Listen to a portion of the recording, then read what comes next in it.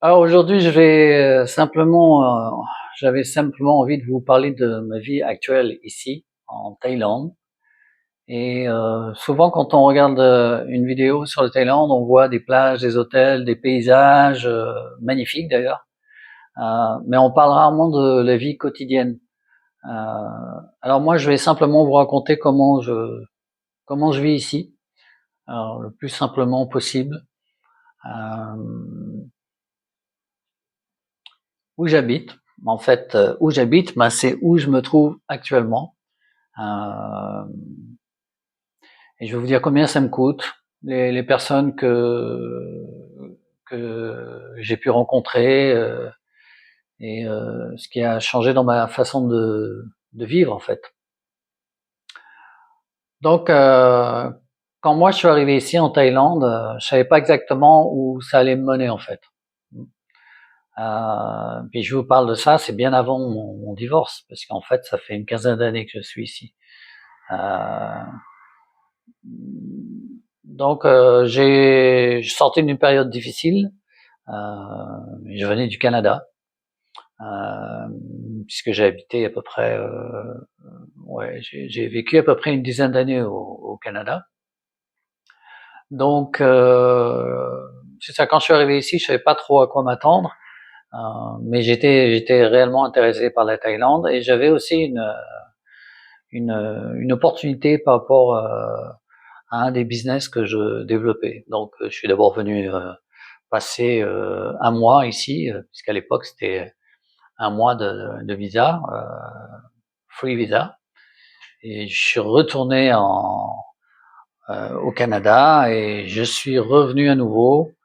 Et là, j'ai décidé de m'installer ici. Euh, donc moi, j'avais surtout besoin de trouver un peu de paix et puis de me retrouver moi-même parce que je sortais d'une situation compliquée au Canada, comme quoi hein, ça arrive plusieurs fois dans une vie. Et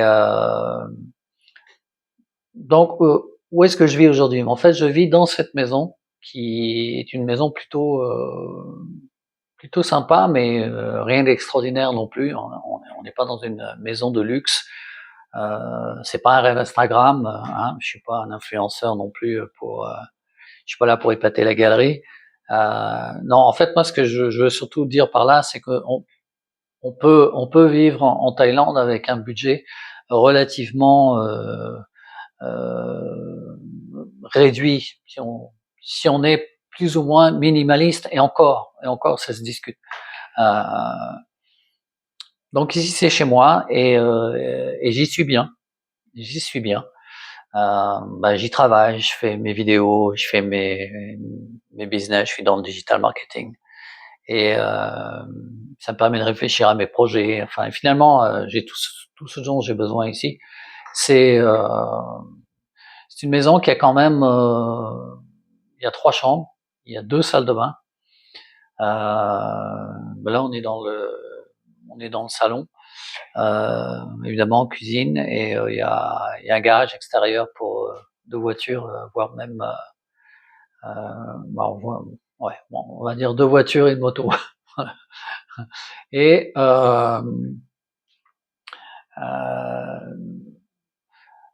moi, j'ai trouvé en fait ce logement sur des annonces locales. Euh, euh, Avant ça, j'habitais à Pattaya, donc j'habitais à Pattaya presque 8 ans.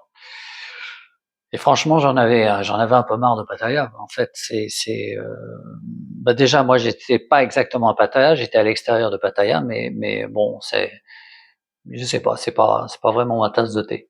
Euh, je suis pas quelqu'un qui court les bars, voilà, euh, comment dire. Je suis quelqu'un qui a plutôt besoin de calme, de sérénité, voilà, de me retrouver. Mais bon, à l'époque, j'étais marié et bon, c'était différent. Bon, tout ça pour dire que j'ai décidé moi de prendre des distances par rapport à cette ville et où je me trouve actuellement, c'est à peu près à 40 minutes de Pattaya, mais on est cette petite ville est quand même sur le bord de mer, donc c'est quand même plutôt agréable. Et moi en fait cette maison, j'avais un budget parce qu'en fait après le divorce, comme je l'ai déjà dit, ça coûte cher et ouais, je me suis trouvé avec pratiquement rien, on va dire. Ouais. Et là évidemment, bah, on a toutes sortes de contraintes quand c'est comme ça. Donc oui, je pouvais pas trouver quelque chose de trop cher. Donc j'ai trouvé cette maison, mais en fait cette maison, moi, elle me coûte 8500 bahts par mois. Fait que c'est même pas 300 € en fait. Et bon là-dessus, je peux rajouter l'électricité. L'électricité, ça dépend des saisons parce que ici en fait, ça peut être 1200, on va dire de 1200 bahts à 2000 bahts par mois. C'est essentiellement dû à la clim en fait. Sinon, l'électricité c'est pas très cher ici. Actuellement, on est une saison chaude, donc c'est plutôt dans les 2000 bahts par mois, mais ça reste encore très très raisonnable parce qu'en fait, c'est 2000 bahts, c'est quoi? C'est 70 €. Même pas, même pas. Donc en fait, voilà. Tout ça pour dire que c'est quand même très très abordable et en fait il faut savoir aussi que bon j'utilise évidemment j'utilise internet donc internet moi ça me coûte et c'est internet haut débit donc c'est vraiment une des meilleures connexions qu'on peut avoir ici, ça me coûte 640 bahts par mois donc aller manger à l'extérieur bon souvent je cuisine ici parce que j'aime bien savoir ce que je mange. Comme je l'ai déjà dit, je fais attention à l'aspect nutrition, mais en gros, quand je vais manger dehors, ça me coûte rarement plus de 60 bahts par repas. Donc c'est extrêmement abordable et en général c'est très très bon et on en a vraiment pour son argent, mais c'est qualitatif. Hein.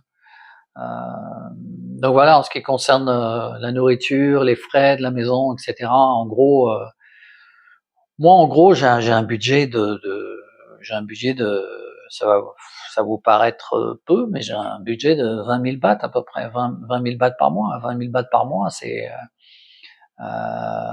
même pas, je sais pas, c'est proche de 600 €, quelque chose comme ça. Et mais j'ai tout le confort dont je souhaite. Bon, oui, j'ai un scooter parce que moi j'ai pas de voiture. Oui, j'avais une voiture quand on était quand on était mariés. Mais la voiture est partie avec mon ex. Donc voilà, j'ai pas de voiture mais j'ai un scooter et ça me suffit amplement, très honnêtement. À l'occasion, je vous le montrerai. C'est un 160 cm3. Ça marche très fort. Et j'aime la vitesse en règle générale. Donc c'est ce qu'on appelle un Honda ADV 160. Et moi, ça me suffit en fait. Je vais faire mes courses. Il y a beaucoup de place sous l'aisselle. J'ai même pas besoin d'avoir à trimballer des sacs d'épicerie ou quoi que ce soit. Je mets ça sous l'aisselle et c'est très très pratique. Bref. Et lui, il me coûte, ça coûte à peu près même pas 3000 bahts par mois. Donc voilà. Et ça, c'est pour vous donner un petit peu une idée voilà de comment moi je vis actuellement. Hein. Et pour vous donner un ordre de comparaison, en fait, à l'époque où j'étais à Pattaya, bon, moi j'ai jamais été propriétaire ici, ça m'intéresse pas particulièrement, mais j'ai une bonne expertise en ce qui concerne l'accès à la propriété ici et comment faire, etc. Mais moi j'étais personnellement locataire. Et la maison où on était, c'est une maison avec piscine, il y avait 5 chambres, bref, le truc, il peut paraître luxueux, mais bon, disons qu'en Thaïlande, on va dire que ouais, c'est correct. Moi, ça me coûtait à l'époque, ça me coûtait 26 plus les frais, j'étais à 35, 36 000 bahts par mois. Mmh, bon, oui, c'était bien, mais en fait, moi, ça me manque même pas, en fait. Pour être honnête, ça me manque pas parce que, bon, une piscine, c'est bien, c'est cool, mais c'est aussi, pas mal d'entretien, heu, et il faut s'en occuper. Même s'il y a quelqu'un qui vient 2 fois par semaine, il faut s'en occuper. Heu, mais bon, moi, l'idée, c'est surtout de vous parler de la situation, au jour d'aujourd'hui, comment je vis ici, comment je me débrouille avec tout ça. Et voilà les chiffres en fait, en ce qui me concerne. Donc c'est pas un très très gros budget. Maintenant, bon, faut accepter de vivre à l'extérieur, hein, c'est clair. Moi, je suis à l'extérieur d'une grande ville, mais je suis pas non plus dans un village en fait, hein. Je suis dans une petite ville, il y a tout ce qu'il faut. Il y a non, il y a aucun problème à trouver tout ce dont on a besoin ici. Et bon, comme j'ai dit, on est à 30 minutes, 40 minutes de Pattaya, si vraiment, et de Rayong, parce que dans l'autre sens, euh, 30 minutes dans l'autre direction, c'est Rayong. Donc voilà, moi je suis juste au milieu. Euh, voilà un petit peu la situation, comment je vis, où je vis, pour pour pas faire trop long non plus. Euh, et puis bon, effectivement, moi quand j'ai divorcé, je me suis retrouvé tout seul. J'avais pas, parce qu'on va parler un petit peu de rencontres, mais sans aller trop loin. Mais quand je me suis retrouvé seul comme ça, bon, déjà, j'avais pas une grosse forme, comme j'ai déjà expliqué. Et mais je me suis quand même mis sur Tinder, qui est une application de rencontre, etc. Parce que en fait, je recherche pas une relation, je recherchais pas une relation intime, mais je recherchais plutôt à rencontrer des gens et pourquoi pas des filles. Et en fait, j'ai eu beaucoup de matchs parce que là ici avoir des matchs c'est pas trop compliqué. Hein, en tant qu'étranger ici, c'est vraiment pas un problème d'avoir des matchs. Et bon, effectivement, il y a beaucoup de matchs, mais moi j'avais précisé sur mon profil que j'étais divorcé, que j'étais vraiment à terre, cassé, que j'avais pas un rond, que je recherchais plutôt des relations amicales. Et moi, j'ai commencé à chatter avec quelqu'un, avec une fille, et puis on a chatté comme ça pendant un mois ou deux. Et un jour, elle me contacte, et elle me dit, je suis dans le coin, si tu veux, on se voit, parce qu'elle passait beaucoup de temps sur la route. D'ailleurs, c'est toujours le cas. Et et donc on s'est vu chez moi. Bon, quand j'habitais encore à la maison, puisqu'en fait c'est pas moi qui suis parti de la maison. Et quand elle avait la maison, évidemment, bon, elle trouvait ça bien, tout ça, mais je lui dis ouais, ça fait partie du passé. Donc on a parlé de nos différents problèmes. Elle avait des problèmes aussi, ouais, bref. Puis on s'est revu 3 semaines après. Je me rappelle, je l'ai amené au restaurant pour mon anniversaire, alors que j'étais cassé. Et ensuite de ça, bon, on a entamé une relation et on est toujours ensemble depuis. Ça fait à peu près 4 ans. Et comme je l'ai dit, bon, malgré ça, moi, je suis quand même très souvent seul parce qu'en fait, elle est souvent sur la route. Elle est plus souvent sur Bangkok. Et mais on se voit de temps en temps. On a quand même une très bonne relation et c'est une relation qui est relativement saine. Donc voilà, voilà ce que moi je peux dire par rapport aux rencontres. C'est pas compliqué de rencontrer quelqu'un ici, honnêtement, non. Par contre, faut être vigilant parce que ça peut être compliqué. On peut avoir des illusions, ouais. Mais on y reviendra dans une prochaine vidéo. Vous avez qu'à me dire en commentaire quel sujet vous seriez intéressé que je puisse aborder ou voilà. Euh, ce serait bien qu'on échange d'ailleurs. Et n'oubliez pas non plus, pendant que j'y pense, hein, de souscrire à la chaîne parce que bon, si j'ai pas de vues, je sais pas si je vais pouvoir durer sur la longueur. Et puis liker, partager. Vous connaissez le principe, je pense. Et Non, je voulais parler un petit peu de la journée type que j'ai aussi, parce qu'en fin de compte, moi je vis seul ici, je suis très très organisé. Comme je le dis souvent, je parle souvent de discipline, mais cela dit, ma vie elle est quand même plus simple aujourd'hui qu'elle l'a été dans le passé, en tout cas sur ces 5 dernières années. Donc le matin, moi je me lève tôt parce que je me lève à 6 heures du matin à peu près, 6 heures, 6 heures et demie. J'essaie de prendre soin de ma santé. Parfois je vais marcher, parfois je vais simplement faire un peu de méditation dès que je me lève. Je me fais un bon petit déjeuner. Bon, je pourrais vous détailler aussi ce que je mange, mais c'est par rapport évidemment à tout l'aspect santé, physique, etc. Après ça, bon, je fais à peu près 1 heure de langue, puisqu'en fait, j'apprends les langues, et en particulier le chinois, mais je perfectionnise mon anglais aussi. Je fais un peu de thaï aussi, c'est important si on vit en Thaïlande. Et ensuite de ça, bah évidemment, je fais un tour à la salle de bain, hein, et ensuite je m'entraîne. Donc je m'entraîne à peu près 1 heure. En général, je m'entraîne toute la semaine, mais j'alterne. Ça veut dire je fais une journée, je vais faire le haut du corps, l'autre journée, je vais faire le bas du corps. Euh, le... Enfin, j'ai un programme qui est assez bien structuré. Et bah, tout ça pour dire qu'en fin de compte, quand j'ai fini mon entraînement, ben je me mets à travailler, je suis sur mes projets, maintenant en plus avec la chaîne, donc je fais plusieurs choses aussi. Et après c'est l'heure du lunch, donc du déjeuner. Et ensuite de ça, ben j'ai encore du travail, donc je travaille. Euh, et après, bon ben je retourne sur les langues.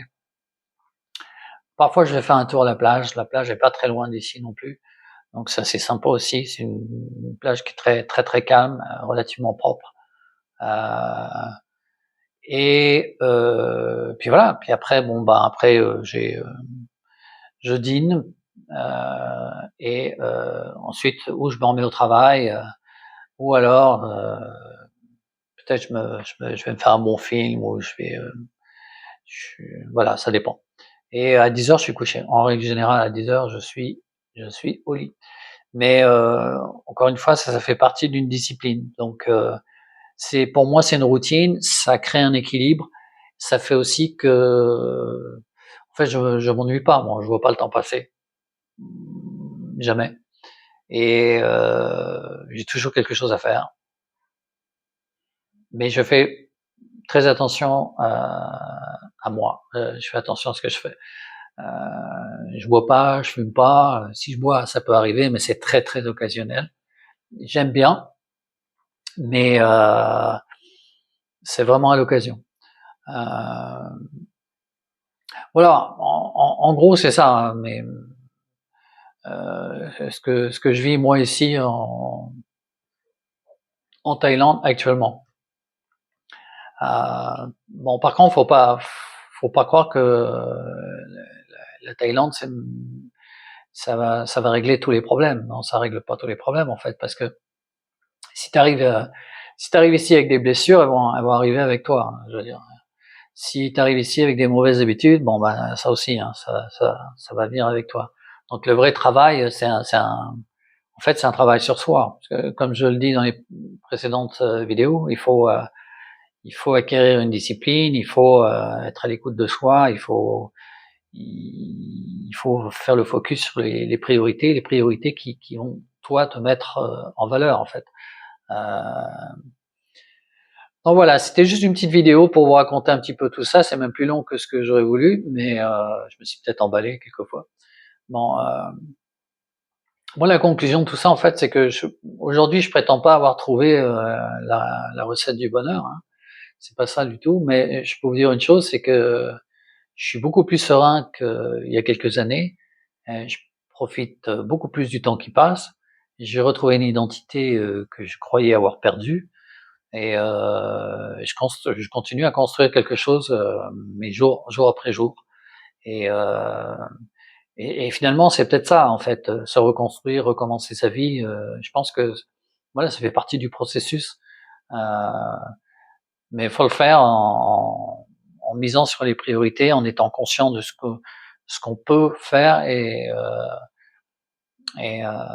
voilà. Bon, euh, je vais je vais pas encore faire la pipelette, mais je vais vous laisser là-dessus et puis n'oubliez pas de souscrire à la chaîne parce que pour moi c'est en fait ça m'aide beaucoup parce que c'est une nouvelle chaîne et bon YouTube c'est à son algorithme mais bon il y a pas d'autre solution si on veut vraiment durer faut que les gens souscrivent donc voilà à bon entendeur merci d'avance et puis bon j'espère vous retrouver très bientôt sur la chaîne et je vais continuer à vous parler un petit peu de comment ça se passe, j'irai plus en détail sur mon problème avec ma fille. Je vous expliquerai aussi, je vous ferai visiter aussi la maison. Je vous montrerai le scooter.